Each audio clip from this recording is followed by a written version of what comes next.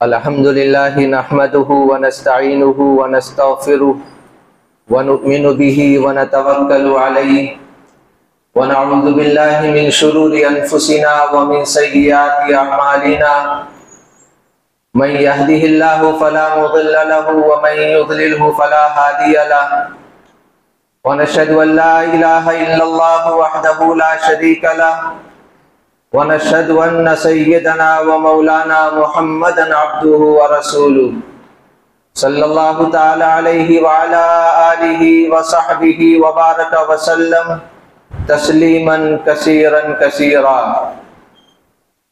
अम्मा बाद फ़अऊज़ु बिल्लाहि मिनश शैतानिर रजीम। बिस्मिल्लाहिर रहमानिर रहीम।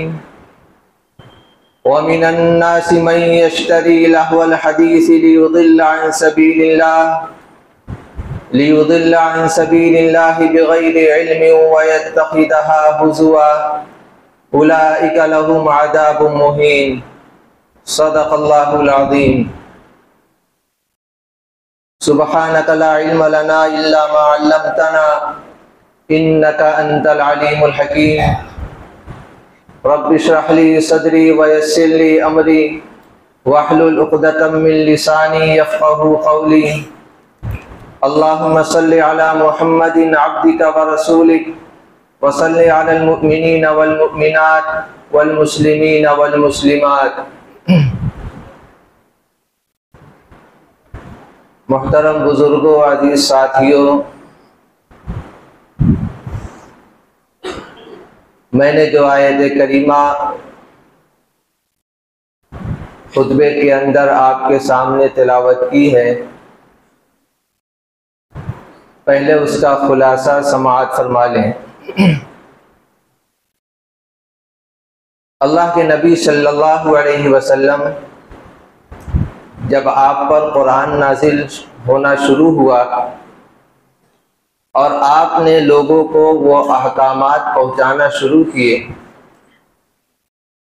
तो अल्लाह ने जिसको हिदायत मुक़द्दर रखी वो ईमान ला करके आपके हल्के के अंदर दाखिल होता रहा,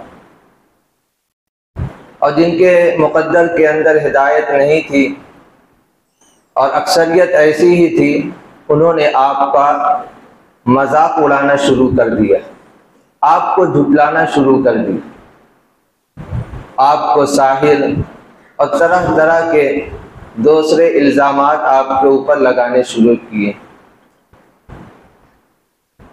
क्योंकि कुरान करीम के अंदर तौहीद, रिसालत और आखिरत, ये कुरान करीम का 3 बुनियादी मज़मून है। और उस वक्त चूँकि वो इलाका शिर्क के अंदर मुब्तला था, इसलिए तौहीद और आखिरत के ऊपर ज़्यादा जोर दिया जा रहा था। उसी सिलसिले में उम्म साबिक़ा के हालात भी कुरान करीम के अंदर नाजिल हुए। आप सल्लल्लाहु अलैहि वसल्लम उनको भी लोगों के सामने पेश फरमाते, तो लोगों ने सुनकर ये कहना शुरू किया, ये तो पहले लोगों की किस्से कहानियां हैं। उन्हीं मक्का के लोगों में से एक शख्स था जिसका नाम था नज़र इब्न हारिस, जो एक ताजिर शख्स था, शाम और दूसरे मुल्कों का सफ़र किया करता था। वो वहाँ जब सफ़र के लिए गया, वहाँ से उसने कुछ चीज़ें खरीद कर लाई गाने बजाने की, और लाकर लोगों के अंदर तकसीम की और कहा कि ये चीज़ें उससे अच्छी हैं जो मोहम्मद सल्लल्लाहु अलैहि वसल्लम पेश कर रहे हैं, अल-याज़ु बिल्लाह। और बाद रिवायत से ऐसा मालूम होता है कि कुछ औरतों को लाया जो गाने वालियाँ थीं, और जगह जगह उनकी मजलिसें लगा करके उनसे गाने की मजलिसें वहाँ मुनक़िद की जाती और लोगों को उसके अंदर आने की दावत दी जाती। अल्लाह रब्बुल इज़्ज़त की तरफ से उसी मौके के ऊपर ये आयत करीमा नाज़िल हुई, जिसके अंदर ये बात अल्लाह ने इरशाद फरमाई कि जो लोग लहवल हदीस खरीदते हैं, ऐसी चीज़ें जो लोगों को दीन से गुमराह करें, दीन से दूर करें, लोगों को गुमराह करें, ऐसी चीज़ें लोग खरीदते हैं ताकि लोगों को गुमराह कर दें, दीन की बात उनके कानों तक ना पहुँचे। ऐसे लोगों के लिए अल्लाह ने बहुत ही जिल्लत का अजाब तैयार कर रखा है। उनके लिए जिल्लत का अजाब है आखिरत के अंदर। ये इस आयत करीमा का खुलासा है। इस आयत करीमा के अंदर अल्लाह रब्बुल इज़्ज़त ने जो लफ्ज़ इस्तेमाल फरमाया है, वो मिनन नासी मन यश्तरी लहवल हदीस, के बाद लोग वो हैं जो लहवल हदीस को ख़रीदते हैं। ये लहवल हदीस क्या है? मुफस्सिरीन किराम ने इसकी मुख्तलिफ तफसीरें की।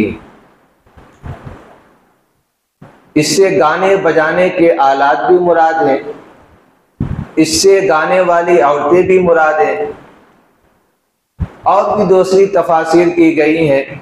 अल्लामा इब्न जरीर तबरी रहमतुल्लाह अलैह ने इसकी तफसीर की है कि लहवल हदीस से हर वो चीज़ मुराद है जो अल्लाह की याद से गाफिल कर दे और शरीयत के अहकामात से लोगों को गफलत के अंदर डाल दे।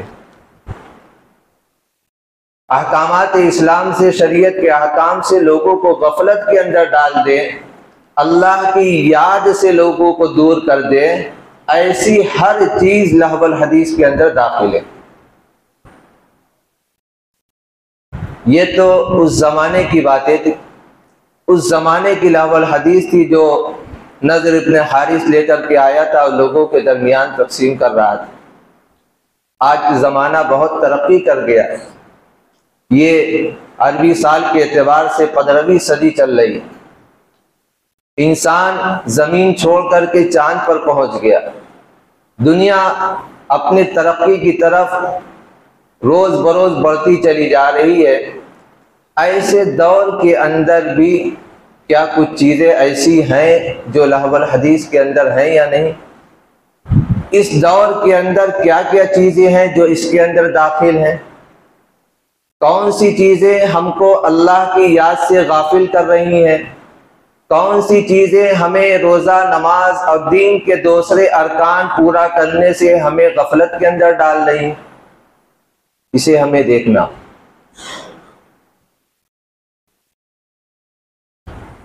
थोड़ा थोड़ा लोग और समेट आए इस तरफ, थोड़ा सा और इधर आ जाए। बच्चे हैं, थोड़ा इनको और आगे कर दें, थोड़ा समेट करके बैठ जाए। तो आज के इस तरक्की याफ्ता दौर के अंदर जब हम नज़र दौड़ाते हैं तो कुछ चीज़ें ऐसी हमें मिलती हैं जो इस लहवल हदीस का मिज़दाक बनती है, जिसकी बिना पर हमारे नौजवान, हमारे बूढ़े, हमारी औरतें, हमारे बच्चे सब के सब जो हैं दीन से गफलत के अंदर जा रहे हैं, दीन की जानिब से गफलत बरत रहे हैं और उनके अंदर एक किस्म की दीन बेजारी पैदा हो रही है। इन्हीं चीज़ों में से कुछ चीज़ें हैं जैसे मल्टीमीडिया मोबाइल, सोशल मीडिया, ये इसका जितना प्लेटफार्म है, व्हाट्सएप हो, टेलीग्राम हो, इंस्टाग्राम, गूगल है, यूट्यूब है, ये जितनी चीज़ें हैं जो इस तरक्की याफ्ता दौर की सब ईजाद हैं, ये सारी चीज़ें अगर हम देखें और इनका जायज़ा लें तो इनके अंदर कुछ फ़ायदे भी हमें नज़र आएंगे। लोग इनका इस्तेमाल करके फ़ायदा भी उनसे उठा रहे हैं, इसमें कोई शक नहीं। लेकिन हमारी अक्सरियत ऐसी है जो इसका गलत इस्तेमाल कर रही है और बजाय फ़ायदा उठाने के इससे नुकसान हो रहा है। और ऐसा नहीं कि नुकसान सिर्फ दीन का ही नुकसान हो रहा हो, दुनिया के भी नुकसानात इससे हो रहे हैं। आज देखेंगे बहुत सारे मामलात ऐसे आते हैं तलाक के कि जो इसी मोबाइल के फितने की बिना पर तलाक की नौबत आ जाती है। इस तरह के वाकयात पेश आ रहे हैं। आपस के अंदर दूरियां बढ़ रही हैं, रिश्तेदारी और ताल्लुकात एक तरह से खत्म हो गए।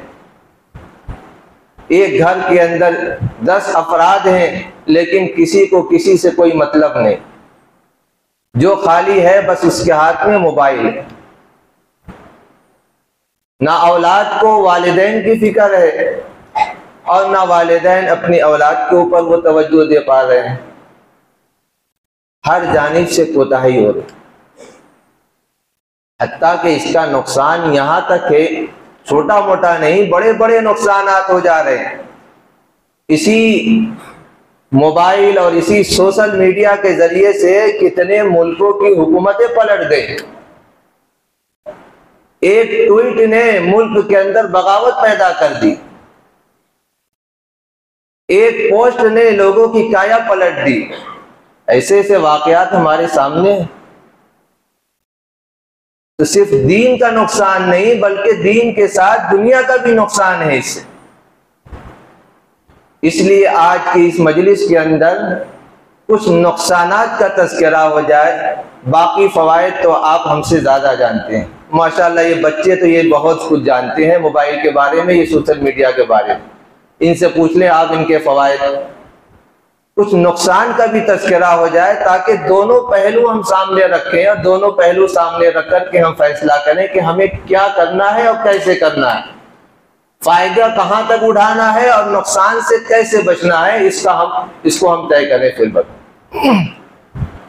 इसलिए मेरे भाइयों कुछ नुकसानात की जो है निशानदेही की जा रही।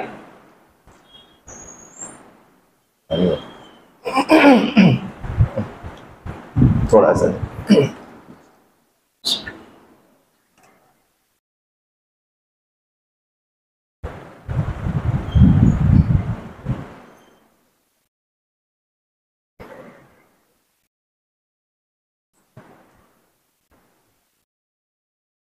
इन चीज़ों का सबसे पहला और बड़ा नुकसान ये है कि ये तज़ीय औक़ात का सबब और ज़रिया है। यानी वक्त की बर्बादी का सबसे बड़ा ज़रिया आज जो है ये मोबाइल, ये सोशल मीडिया है। इसके अंदर किसी को कोई शक नहीं। अगर हमारे पास थोड़ा सा भी वक्त बचता है तो फौरन हम मोबाइल जेब से निकालते हैं और उसके अंदर लग जाते हैं। व्हाट्सएप चेक करेंगे, ये ग्रुप वो ग्रुप, कुछ नहीं तो यूट्यूब खोल करके देखेंगे। वक्त का जिया जितना इसके जरिए से आज हो रहा है किसी और के जरिए से नहीं हो रहा। 1 घंटा 2 घंटा हमारे नौजवानों के हाथों में मोबाइल रहता है और उन्हें पता भी नहीं चलता कि 2 घंटा गुजर गया। 10 मिनट के लिए मस्जिद में आकर के जमात के साथ नमाज पढ़ना भारी लगता है, लेकिन 2 घंटा बैठ करके मोबाइल चलाएंगे, पता भी नहीं चलता है कि 2 घंटा हो गया। किसी दीनी मजलिस में जाना उनके लिए भारी लगता है। उलमा की मजलिसों के अंदर बैठना, दीनी मजालिस के अंदर बैठना, उससे तबीयत उकताहट पैदा हो जाती है, लेकिन इसके अंदर लग करके कोई एहसास नहीं होता उकताहट का। और खराबी यहां तक बढ़ चुकी है कि मस्जिदों के सीढ़ियों पर बैठ करके, मस्जिद के चबूतरे पर बैठ करके हमारे नौजवान नमाज के वक्तों में मोबाइल देखते रहते हैं। इमाम साहब मस्जिद में नमाज पढ़ा रहे हैं और बाहर बैठ करके मोबाइल देख रहे हैं। जिस कौम के नौजवानों का यह हाल होगा वो कौम तरक्की करेगी, उस कौम पर अल्लाह की रहमत नाजिल होगी। वो कौम मुस्तकबिल के लिए कोई मंसूबे तैयार करेगी। और देख रहे हैं तो क्या देख रहे हैं, वही टिकटॉक पर वीडियो, शॉर्ट वीडियो, और उसमें रहता क्या है, झूठ सच, मक्कारी फरेब, बैठ करके हंसी मजाक का खाली देख वक्त जाया कर रहे हैं। ये जो जिंदगी हमें दी गई है अल्लाह की तरफ से अमानत है। जिंदगी के एक एक लम्हे की पूछ होगी। हदीस पाक के अंदर अल्लाह के नबी सल्लल्लाहु अलैहि वसल्लम ने इरशाद फरमाया, क़यामत के दिन आदमी का कदम उस वक्त तक नहीं हटेगा जब तक 5 सवाल का जवाब न दे दे।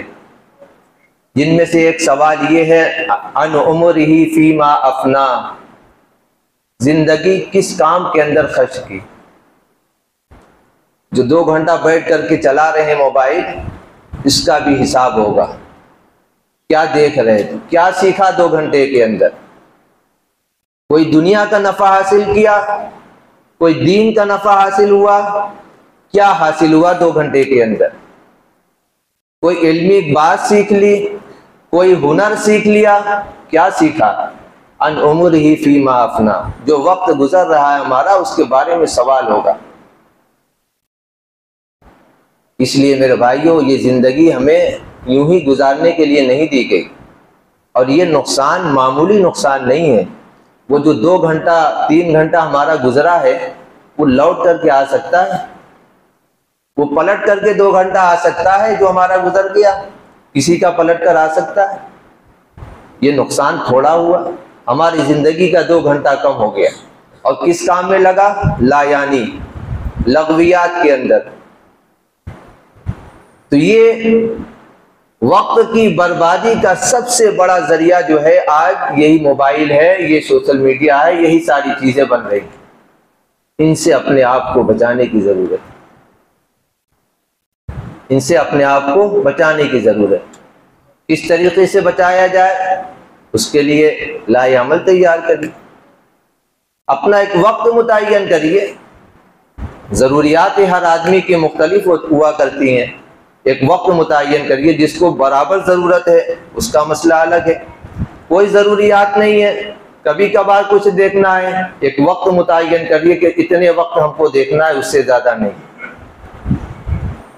अपने आप को बचाने की कोशिश करें, वक्त ज़ाय ना करें। बहुत कीमती शय, जो घड़ी की सुई घूम रही है न, पलट करके नहीं आती किसी के भी। इसलिए मेरे भाइयों, सबसे बड़ा नुकसान इसका वक्त की बर्बादी है। दूसरा नुकसान इन चीजों का ये है कि आदमी से बदनिगाही हो रही है। इसके अंदर तो छोटे बड़े अच्छे बुरे सब शामिल हैं। और कभी ऐसा होता है कि बेइख्तियार आदमी के सामने ऐसी चीजें आती हैं जिसको आदमी देखना नहीं चाहता। सोशल मीडिया के ऊपर कोई चीज आप खोलें, आप किसी और चीज को खोलने जा रहे हैं, कुछ और आपके सामने ऐड आ रही है, किसी और कोई चीज खुल गई, बदनिगाही हो रही। इसका भी बड़ा नुकसान है। इसमें तो अच्छे बुरे सब है। और होता क्या है, इरादा ये किया था कि चलेंगे इस पर एक किसी मौलवी साहब की तकरीर सुन लेंगे। मोबाइल चालू किया, जब खोला तो उसके अंदर सामने कुछ और मजमून टाइटल अच्छा लगा हुआ था, उसको खोल दिया। अब उसके अंदर फिर डूबते चले गए, इतना डूब गए कि वहां से निकल नहीं सके। और 1 घंटा 2 घंटा 3 घंटा वक्त उसी में ज़ाय हो गया। चले थे कहाँ, मौलवी साहब की तकरीर सुनने, कुरान का कोई तर्जुमा सुनने के लिए चले थे, और कहाँ चले गए, 2 घंटा चला गया। और उसके अंदर न जाने कितनी ऐसी चीजें सामने आई जिसका देखना शरीयत ने मना किया, वो चीजें भी सामने आई। ये नजर की हिफाजत भी बहुत जरूरी, और इन चीजों से नजर की हिफाजत बहुत मुश्किल हो रही, बहुत मुश्किल हो रही है नजर की हिफाजत। नजर की हिफाजत की शरीयत ने बड़ी ताकीद की कि आदमी की नजर की हिफाजत करता है तो इससे बहुत कुछ हिफाजत होती है, इसलिए कि ये दरवाजा है। रात में आदमी दरवाजा बंद करके सोता है तो पूरे मकान की हिफाजत होती है। तो उसी तरीके से इस आंख की जो आदमी हिफाजत करेगा, उसके सारे जिस्म की, सारे आज़ा व जवारे की हिफाजत होगी, उसके दिलो दिमाग की हिफाजत होगी, उसके ख्यालात की हिफाजत होगी, उसके आज़ा व जवारे की हिफाजत होगी। इसलिए कि जो आंख जो देखती है, इसके नतीजे में आदमी के अंदर ख्यालात पैदा होते हैं। और उस ख्याल के नतीजे में अगर गलत चीज देख रहा है तो उसके अंदर शहवत पैदा होती, फिर उसके अंदर इरादा होता है उस काम के करने का। इसी तरीके से एक एक खड्डा आगे बढ़ते बढ़ते वो बदकारी के अंदर मुब्तला हो जाता है। कुरान करीम ने जहां जिना से की हुर्मत बयान की तो ये नहीं कहा कि जिना ना करो, बल्कि फरमाया ला तक़रबु जिना, जिना के करीब ना जाओ। तो जिना की करीब कौन सी चीजें हैं? यही चीजें हैं उनको जिना के ऊपर आमादा करती है। पहले हमारे नौजवान फोन से बात करते हैं, आवाज सुनते हैं, फिर देखने की ख्वाहिश पैदा होती है, देखते हैं, फिर मिलने की ख्वाहिश पैदा होती है, फला जगह मुलाकात होगी वहां मुलाकात करते हैं, 2-4 मुलाकात के बाद आदमी बदकारी के अंदर मुब्तला हो जाता है। ये इसी खड्डे एक के बाद एक आदमी बढ़ता रहता है, बदकारी के अंदर, गुनाह के अंदर मुब्तला हो जाता है। तो ये आंख की हिफाजत बहुत जरूरी है। इससे पूरे आदमी के जिस्म के ख्यालात और तमाम आज़ा व जवारे मुतासिर होते हैं। बदनिगाही के नतीजे में जो ईमान का नूर होता है वो मध्यम हो जाता है, कमजोर पड़ जाता है। और जब नूर ईमानी कमजोर होगा तो फिर आदमी आमाल सालिहा की तरफ कदम नहीं बढ़ा पाएगा। नमाज पढ़ना उसके लिए मुश्किल होगा, उसके लिए दूसरे नेक काम करना मुश्किल होगा, तिलावत करना उसके लिए भारी पड़ जाएगा, जिक्र के वास्ते बैठे बैठे भी जिक्र नहीं कर पाएगा।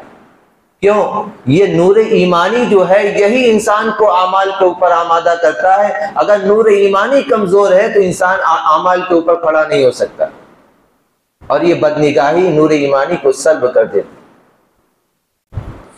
हदीस के अंदर अल्लाह के नबी सल्लल्लाहु अलैहि वसल्लम ने इरशाद फरमाया, जो आदमी बदनिगाही से अपने आप को बचा ले, अल्लाह रब्बुल इज्जत उसको ऐसा नूर ईमानी अता फरमाते हैं जिसकी हलावत वो अपने कल्ब के अंदर महसूस करेगा।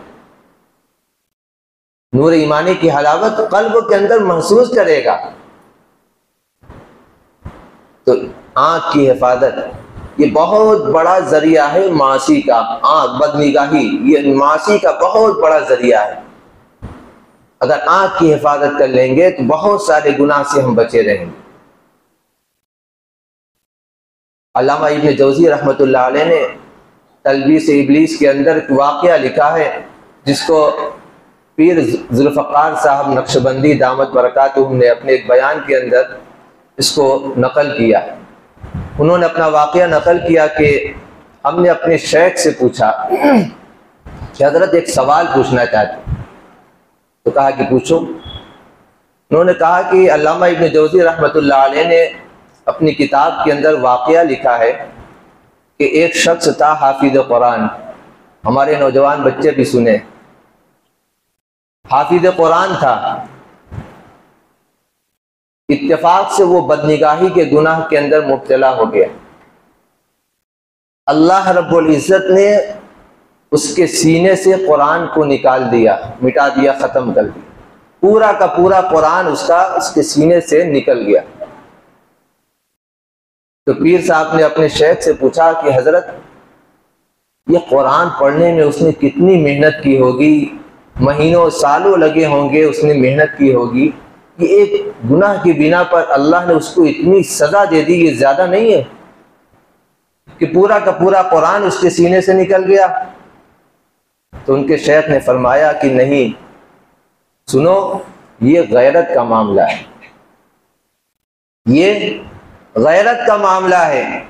जिस सीने के अंदर अल्लाह का कुरान हो, उस सीने के अंदर कोई और आए और वो भी गलत तरीके से, अल्लाह की गैरत ने गवारा न किया, इसलिए उसके सीने से पूरा का पूरा कुरान अल्लाह ने हज़फ कर दिया। इतनी बड़ी सजा मिली एक। हम इसको मामूली गुनाह समझते हैं, ये मामूली गुनाह नहीं है, आदमी को अंदर तक खोखला कर देती। इसलिए मेरे भाइयों, ये भी गुनाह है और इन चीज़ों के नुकसानात इससे है। ये बड़ा नुकसान है इन चीज़ों का, जो आज इससे कोई भी महफूज नहीं, इल्ला माशाअल्लाह। इसलिए 2 चीज़ें हुई। और एक तीसरी चीज़, नुकसानात तो बहुत हैं, गिनती गिनाएंगे तो लंबी फहरिस्त बन जाएगी। कुछ चीज़ों की निशानदेही इस वक्त की जा रही है जो हमारे मुआशरे के अंदर फैल रही है और जिसकी बिना पर हमारे नौजवान बेराह रवी का शिकार हो रहे हैं। इनमें से तीसरी चीज़ है, ये सोशल मीडिया के ज़रिए से दीनी बेराह रवी हमारे नौजवानों के अंदर आ रही है। दीनी बेराह रवी आने की कई वजह है। ऐसे लोगों के बयानात, ऐसे लोगों की तकारीर सुन रहे हैं जो गुमराह हैं, जिनके अकायद और नज़रियात गलत हैं, अहले सुन्नत वल जमात के ख़िलाफ़ हैं। गलत किस्म के लोगों की बयानात सुन रहे हैं और उनके जो है मुतासिर हो रहे हैं। इस बिना पर आज हमारे नौजवानों के अंदर इसके नतीजे में बहुत सी खराबी आ रही हैं। गुमराह और गलत अकायद और नज़रियात के हामिलीन के बयान सुनने की बिना पर क्या क्या खराबी आ रही है। मैं ये चीज़ छोड़ दे रहा हूँ जो गैरों की तरफ से आ रही है, यानी गैर मुस्लिमों की तरफ से जो चीज़ें आ रही हैं, ये भी इसका नुकसान का एक जरिया है। हमारे बहुत से नौजवान सोचते हैं कि देखें क्या कह रहे हैं, इस्लाम पर एतराज़ कर रहे हैं। इससे हमारे वो नौजवान जो दीन के अंदर अभी पुख्ता नहीं है, उनके अंदर इस्लाम के अहकामात के तई शक व शुबा पैदा हो रहा है। ये भी एक खराबी है, मगर मैं इसको अभी छोड़ दे रहा हूँ। उन चीज़ों को बयान कर रहा हूँ जो हम जिसको दीन समझकर और खैर और बेहतर समझ कर के कर रहे हैं। उनमें से एक ये चीज़ है। इसके नतीजे में एक चीज़ तो ये पैदा हो रही है कि हमारे नौजवानों के अंदर सहाबा किराम के ऊपर के बारे में, उनके जो सहाबा किराम की जो मोहब्बत है और जो अज़मत है, उसको ख़त्म करने की कोशिश की जा रही है। सहाबा किराम के आपसी इख्तलाफात को बयान किया जा रहा है और उनके ऊपर अपनी राय दी जा रही है। तरह तरह के मसाइल के अंदर सहाबा किराम के इख्तलाफात को सामने करके उम्मत को ये बताने की कोशिश की जा रही है कि देखो सहाबा किराम भी आपस के अंदर लड़ा करते थे। कुरान करीम को सहाबा ने समझा नहीं, अल्लाह के नबी सल्लल्लाहु अलैहि वसल्लम की हुक्म की नाफरमानी की सहाबा ने। इस तरीके के उन्वान लगा करके वीडियो बनाए जाते हैं और इस तरीके की बातें लोगों को बतलाई जा रही। इसको सुन करके हमारे नौजवान क्या करेंगे। हत्ता कि अभी एक वीडियो मैंने देखा जिसमें एक साहब कह रहे हैं कि अगर कोई आदमी सहाबा को नक़्ल कुफ्र नबाशद कहते हुए भी आदमी को जो है अंदर से दिल आमादा नहीं है कि इस तरीके के अल्फाज कहे जाएं, लेकिन ये बैठ करके सोशल मीडिया पर और अवामी मजमे के अंदर ये बात कही जा रही है कि अगर कोई आदमी सहाबा को काफिर कह दे तो सहाबा को काफिर कहने से कहने वाला काफिर नहीं होगा। ये बयान किया जा रहा है मजमे के अंदर। यानी इनको उस शख्स के ईमान की फिक्र है जो सहाबा को काफिर कह रहा है। इनको अबू बकर, उमर और उस्मान और अली और दूसरे सहाबा किराम रज़ी अल्लाहु अन्हुम अजमाइन की ईमान की फिक्र नहीं।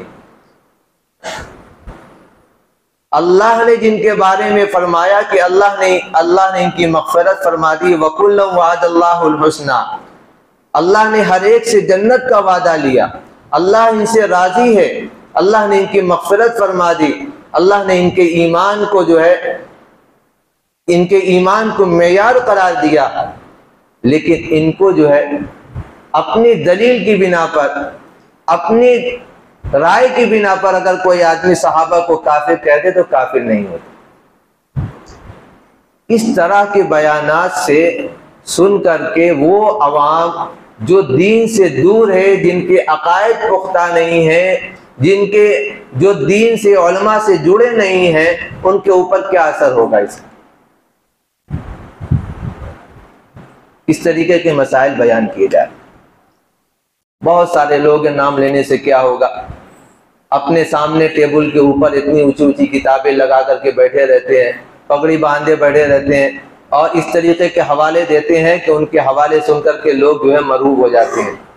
बुखारी शरीफ की हदीस है 7925-235, ऐसा बोलते हैं जैसे लग रहा है क्या है, बिल्कुल अजबन इनके सामने लिखा हुआ है। इससे मुतासिर होकर के हमारे नौजवान, इसको तो बहुत अजबर याद है, बुखारी पूरी याद लग रहा है, बुखारी शरीफ का हाफिज है। आप उठा करके हवाला देखेंगे तो अक्सर हवाले गलत भी निकलेंगे। और कुरान करीम की और अहादीस की वो तशरीहात कर रहे हैं जो आज तक नहीं की गई। सहाबा से लोगों को काट रहे हैं, अइम्मा मुज्तहिदीन के खिलाफ लोगों को बदजन कर रहे हैं, उलमा से लोगों को वरगला रहे हैं। ये सारी चीजें आज इसी के जरिए से हो रही। जो उम्मत के अंदर मामूली और फुरूई इख्तिलाफ है उसको ऐसा हलाल और हराम और जायज और नाजायज का बना करके पेश किया जा रहा है, जैसे लगता है कि अगर इसने किसी ने किया तो वो उसने जायज किया और किसी ने नहीं किया तो उसने नाजायज कर लिया। इतना बढ़ा चढ़ा कर पेश किया जा रहा है। इस तरह के वाकयात हो रहे हैं और हमारे नौजवान इससे मुतासिर हो रहे हैं, बहुत ज्यादा, बहुत ज्यादा। कई नौजवान मेरे पास आए और उन्होंने इस तरह के सवालात किए। मैंने उनसे यही पूछा कि कहाँ से तुमने ये सुना। उन्होंने सीधा इसी सोशल मीडिया का हवाला कि यूट्यूब पर ये है, फेसबुक पर फलां साहब का ये वीडियो देखा था। एक लड़का आया हमारे पास और आकर के कहा उसने कि वो नमाज के अंदर सीने के ऊपर नियत बांधना जो है, नमाज का तरीका ये सीने के ऊपर नियत बांधना जो है यही सही है, नीचे नियत बांधना जो है ये गलत है। मैंने कहा कि किसने बताया? उसने कहा कि यूट्यूब पर हमने देखा था फला मौलाना साहब का। मैंने कहा अच्छा ठीक है। अब मुख्तसर था, वक्त था, लंबी चौड़ी गुफ्तगू करने का वक्त नहीं था। हमने भी उनका एक वीडियो दिखाया सऊदी अरब के एक आलिम का। उन्होंने कहा कि सीने पर हाथ बांधना मकरूह है। इमाम अहमद इब्न हंबल रहमतुल्लाह अलैह दूसरे उलमा मुहद्दिसीन ने इस हदीस को दईफ करार दिया। हवाला तो दिया। बहुत सारे लोग हैं जो अपने मसलक की तरवीज करते हैं, जब अपना मसलक बयान करते हैं और अहदीस का हवाला देते हैं तो उसके ऊपर कोई जरा नहीं करते। हदीस ज़ईफ है, सही है, कैसी है, कुछ नहीं, बस हदीस का हवाला देकर निकल जाते हैं। और जब दूसरे मसलक के लोगों की कोई हदीस सामने आती है तो सबसे पहले कह देते हैं ज़ईफ है, चाहे वो सही क्यों ना हो। इस तरीके से अवामुन्नास के दरमियान लोगों को शक और शुबा के अंदर मुब्तला किया जा रहा है।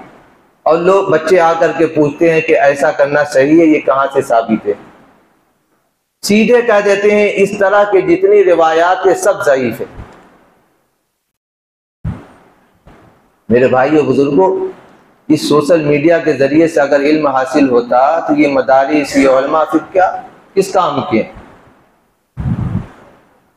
अपने असातिज़ा से हमने सुना कि इल्म तो हकीकी वो है जो सीना बसीना मुंतकिल होता है। वही इल्म जिसने किसी के सामने जानवे तलम्मुज़ तह नहीं किया, उसका इल्म इल्म ही नहीं है। इसी बिना पर तो मुहद्दिसीन सनद बयान करते हैं ना। इमाम बुखारी अपनी सनद जो है सहाबा तक और फिर वहाँ से अल्लाह के नबी सल्लल्लाहु अलैहि वसल्लम तक बयान कर।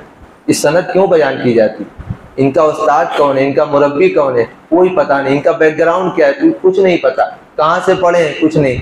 लेकिन हमारे नौजवान उनके दीवाने हैं। इसलिए मेरे भाइयों बुजुर्गों, इस तरह की जो बातें हो रही हैं इनसे अपने आप को बचाना है। और उसका तरीक़ा ये है कि हम उलमा से जुड़ें, उलमा से जुड़ें। ये बात मैं कई मजलिसों के अंदर कह चुका हूँ कि इसके लिए कोशिश करनी चाहिए हर मस्जिद के अंदर हफ्ते के अंदर एक ही दिन अपने इमाम, चाहे वो खतीब हो, चाहे इमाम 5 वक्ता हो, आलिम हो, उनसे वक्त लेकर के किसी नमाज के बाद एक वक्त रखें आधा घंटा का, और आधा घंटा के उस वक्त के अंदर बैठ करके हमारे दिलों के अंदर जो भी शक व शुबा की बातें हैं, जो ऐसी बातें आ रही हैं जो हमें शक के अंदर मुब्तला कर रही हैं, इस्लाम के किसी अहकाम के तई हम शक के अंदर मुब्तला हैं, या किसी दूसरे मसलक के लोगों ने हमें कोई बात बतलाई और हमें नहीं समझ में आ रही है, तो हम अपने उलमा से पूछें। ये हमारी जिम्मेदारी है। अगर हम अपने सीने में उसको रखे रहेंगे तो वो पकता पकता यहाँ तक होगा कि हमको गलत रास्ते पर डाल देगा वो। और आज यही नहीं हो रहा है हमारे नौजवानों से। वो सीने में रखे रहते हैं, पूछते नहीं है, और ना पूछने की बिना पर कुछ दिनों के बाद देखते हैं कि वो रास्ता बदल चुके हैं।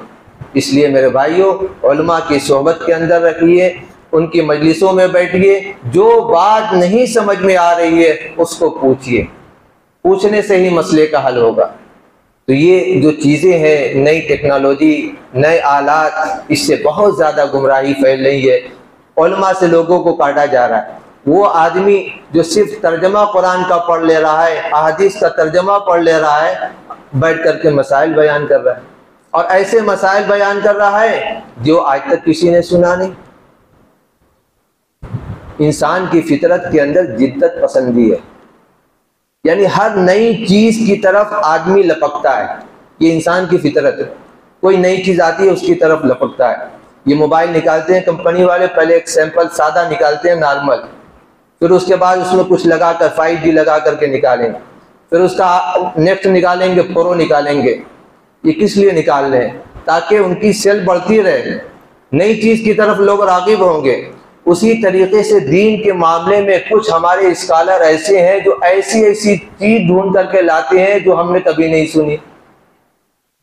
ज़ईफ अहादीस, इसराइली रिवायात लोगों के सामने बयान करते हैं ताकि मजमा जुड़ा रहे, और इसकी जानकारी अहादीस के अंदर दी गई। अल्लाह के नबी सल्लल्लाहु अलैहि वसल्लम ने एक हदीस के अंदर इरशाद फरमाया कि आखिर ज़माने के अंदर दज्जाल और कज़्ज़ाब होंगे, झूठे होंगे, मक्कार लोग होंगे, और वो ऐसी बातें बयान करेंगे जिनको न तुमने सुना होगा न तुम्हारे आबा व अजदाद ने सुना होगा। ऐसी ऐसी बातें बयान करेंगे। लिहाजा तुम उनसे बचो, अपने आप को बचाओ, उनसे तुम बचो, ताकि तुम भी गुमराह ना हो और उनके फितने से अपने आप को बचाओ। अल्लाह के नबी सल्लल्लाहु अलैहि वसल्लम ने पेशन गोई फरमाई थी। आज ऐसा हो रहा है, नई नई बातें हमारे सामने आ रही, दीन से, अहले सुन्नत वल जमात के मसलक से हट करके तशरीहात हो रही हैं कुरान करीम की। कुर्बान जाइए हमारे असलाफ उलमाए देवबंद पर कि हमारी कदम कदम पर रहनुमाई फरमाते रहे और अपने और गैर किसी की परवाह नहीं करते। बहुत सारे स्कॉलर ऐसे हैं जो हमारी जमात के हैं, लेकिन उनके भी बहुत सारे बयानात आप सुनेंगे जो हमारे यानी उलमाए देवबंद के नजरियात से अलग हैं, हट करके।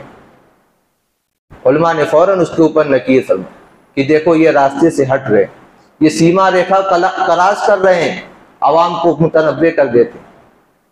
इसलिए मेरे भाइयों बुजुर्गों, ये जो चीज़ें आज हैं, ये मोबाइल, ये सोशल मीडिया, ये फ़ायदे तो हैं लेकिन नुकसान उससे ज़्यादा है। फ़ायदे वाले लोग फ़ायदा हासिल कर रहे हैं, लेकिन उम्मत का अक्सरियत तबका जो है वो नुकसान इससे उठा रहा है।